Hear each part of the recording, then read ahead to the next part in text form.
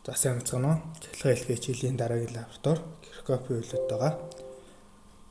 За нөхөө лаборатори ихний ажил маань тогтмол гүйдлийн эсрэг хүсэлт хэлхээ гэдэг байгаа. За энэ хэлхээ маань энэ зурагт үзүүлсэн хэлхээг ухсарч хэмжилтийг хийх байгаа. Энэ номын хууль лабораторийн ажилдаа их төстэй. За олсон хийсэн хэмжилтээ энэ хүснэгт бүлнэ. За дараагийн хэмжилт нь болохоор энэ 3 эсрэг хүслийг залгаад хэмжилтийг хийх байгаа. За хэмж авсан утгуудаа энэ хүснэгт нь бүглэнэ. За тэрний дараагийн ажил нь тогтмол хүчтэлийн хэмжилт гэдэг байгаа. Саяныхаа хэлхийн дээр вольтметр буюу хүчтэл мэдрэгч залгаад хүчтэлийн утгуудыг хэмжиж авна. За сүүлийн хэсэг нь RC хэлхээ байгаа. За энэ зураг 11 төсөлсөн хэлхээг цогтой продюс дээр өгсөрч хэмжилтийг хийж үзье.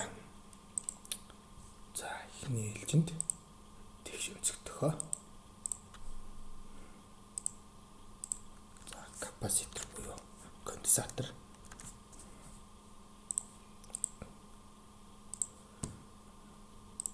За эсрэг хүсэл резистор буюу. За тэгээд газар.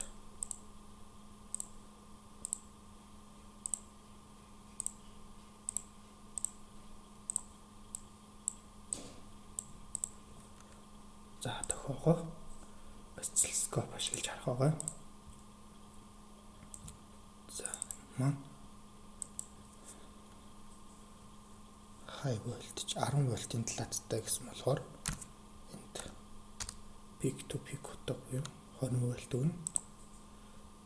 За юуны маань конденсаторын маань утга 3900 пикофарад эсрэгүүцэл нь 47 кг.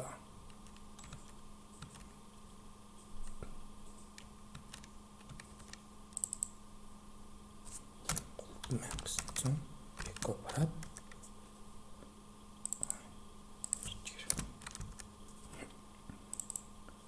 47 км эсрэгүүцэл.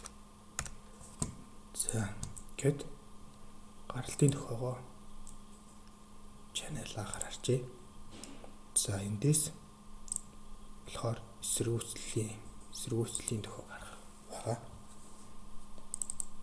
За энэ давтамж маань 1 кГц 100 гэд харж үзье.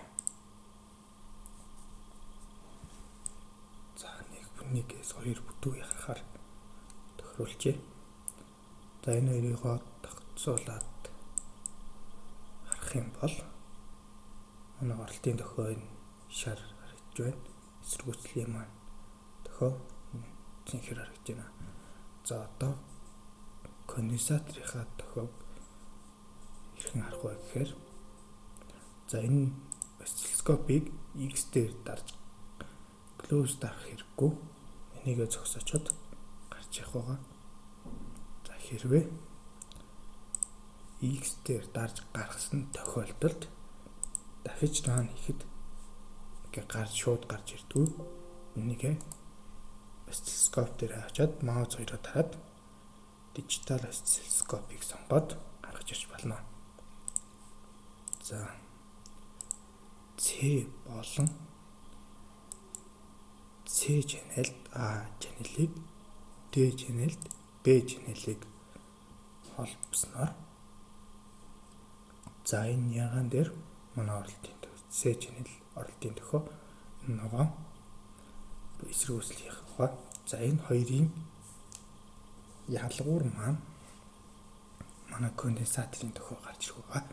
Тэгэхээр channel D буюу эсрэгүүцлийн тохиог инверт хийгээд 3-гаар наваад C болон D channel-ийн утгыг хооронд нь нэмэхэд манай конденсаторын утга гарч ирнэ.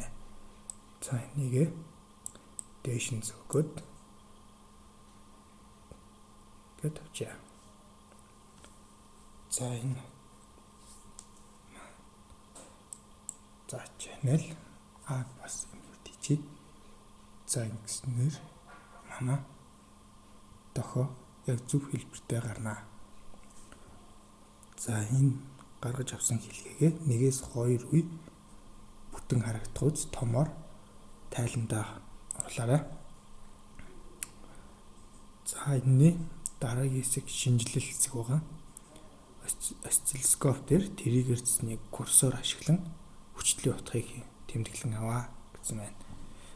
За тэгээд бүтэн нэг үед хугацааны өөр агшинд хэмжинэ гэсэн байна. За тэгэхээр бүтэн нэг үеийг хамруулад 5 хугацааны агшин аваад энэ хүснэгтийг бүглэх байгаа. За эхний энэ мөрийг хамтдаа бүгэлцгээе. За тэрийгээр цэсний курсор гэхээр энэ курсор авчираад за маузаар ингээд зөөхөр босоод тэнхлэгийн дагуу хугацаа даруулж байна. Хэвтээ тэнхлэгийн дагуу байгаа хүчлийн утгыг зааж байгаа. За би 300 микросекунд дээр авчираад гаралтын хүчлийг тэмдэглэж авъя. За 10 вольт байна. Шараар тэмдэглэсэн манай гаралтын төхөө. За 1/300 микросекунд 10 вольт. За одоо эсэргүүцэл болон конденсаторын хэмжээ. За 300 дээр хасах 3.5 вольт.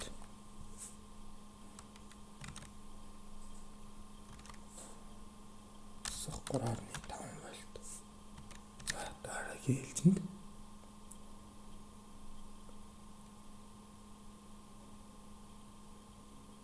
хасах 600-ны за хасах 6.5 вольт. Хасах 6.5 вольт. За одоо манай нийлбэрчил маань тэг гарч байна.